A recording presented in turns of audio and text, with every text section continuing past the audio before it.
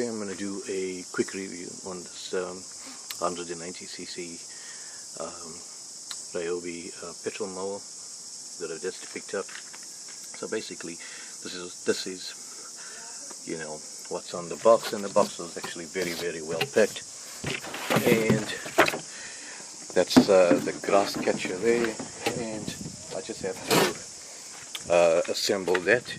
Now, as you'll notice, it's got the manual. Manual seems to be pretty straightforward. You know, all the do's and don'ts. Obviously, because it's a new machine, it needed a little bit of assembly, as in the handles and the catchers in it. This is the machine here. As you can see, I mean, it's a Subaru motor, and you know, it seems to be a very robust machine. There's the primer, there's your starting instructions, and of course one of the main reasons why I got this, because it can mulch as well. To me, that wasn't negotiable. It had to, and that tells you you know, if your carburetor is, you know, your fuel tap, maybe it's open or closed.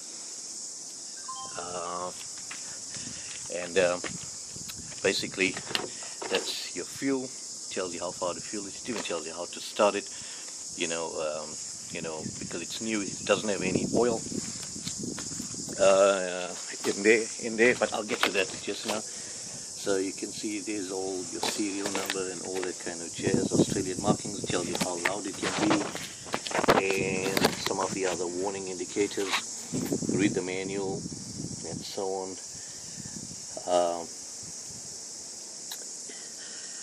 Yeah, so all of your typical normal person.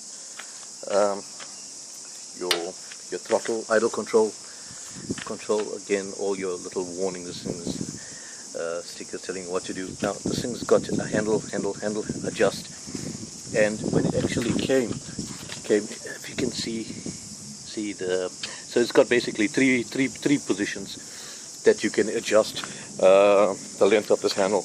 Another thing knows about this handle is it's padded. It's high, which I like.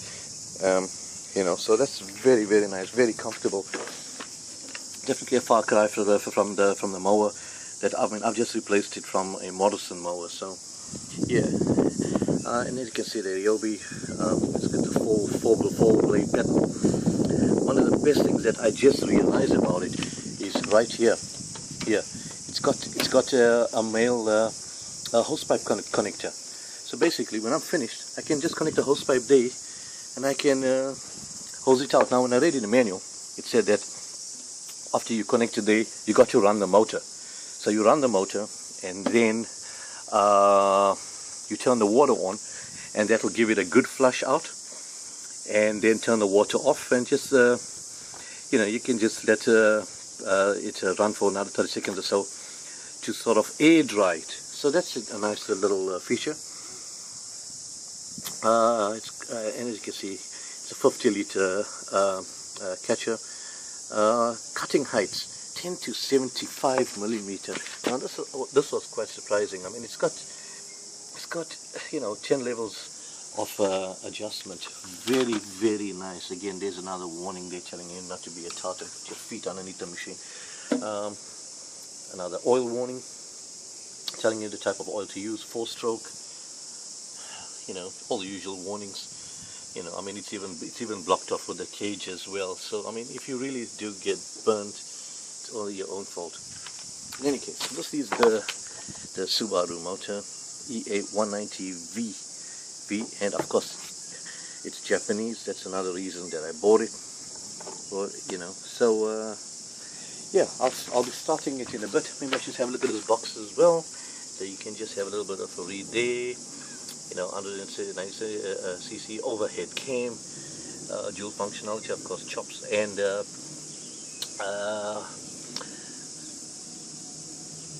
the mulch plug. As you can see, it comes off like most of these machines. They come off at a slight thing. This particular one, you gotta pull it to the left first, and then jiggle it out through the right. and then lift it up, and of course, yeah. So let's have a start. Oh, very importantly, this is the oil that I'm going to be using. This was the manufacturer, the guys at the store. I actually bought this one here from Bunnings, and you can see it's 4-stroke oil, and the guy told me I should throw this whole thing in. Now for the first start, they reckon for the first 5 hours I should you know, run the motor normally, nothing too excessive, and then thereafter, this is the oil fill, and of course your dipstick. So basically your oil goes in and out through the same port. So very interesting. There is no sump plug on this.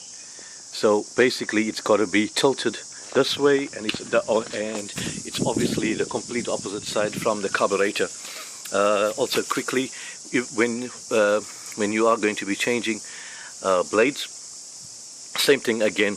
Can you tilt the machine onto its right side carburetor up when you're replacing blades, and not the other way around. So let's fill it up and start it.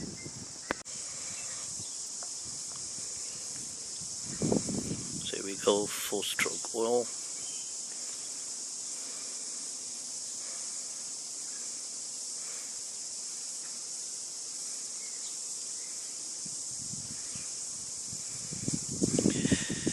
Now, even though the guy said I'm gonna fill it up with, he told me filled a lot, I'm a little bit suspicious of that. So what I'm gonna do is, just for now, I'm just going to hold it there and check it. Okay, and the way that you check it, you just put the dipstick in, but don't turn it, don't tighten it. Just put it in and take it out, and as you can see, it's a little bit low. So what I'm going to do is, I'm just going to top it up. So as you can see, I'm just going to basically just throw the entire 600 ml in there.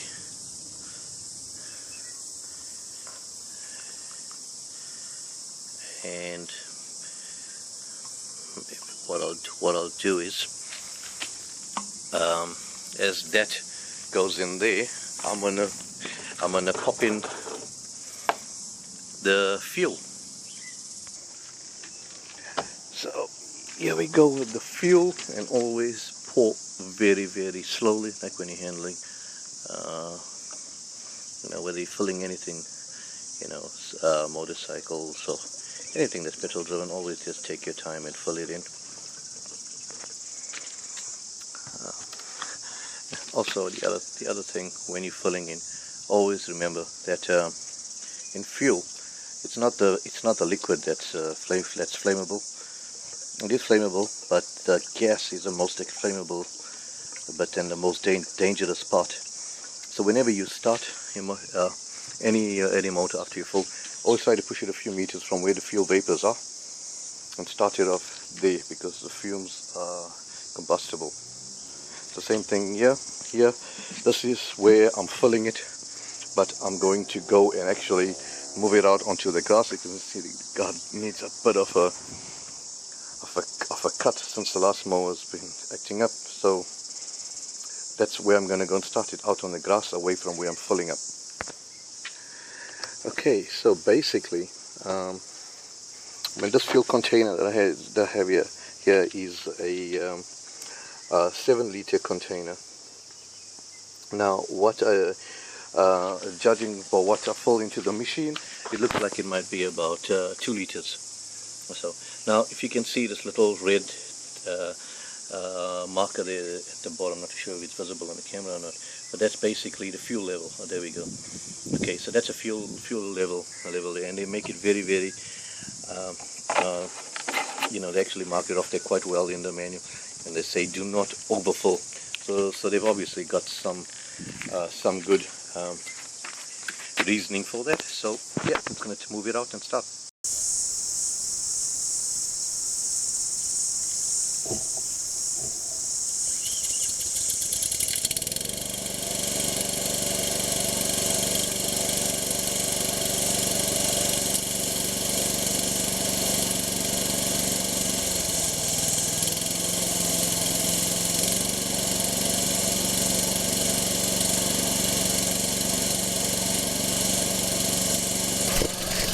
And there you have it.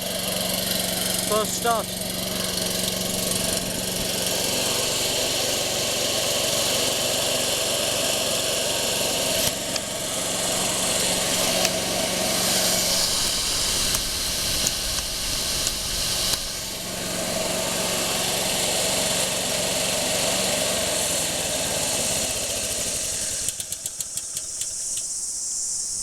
And there you have it. First start.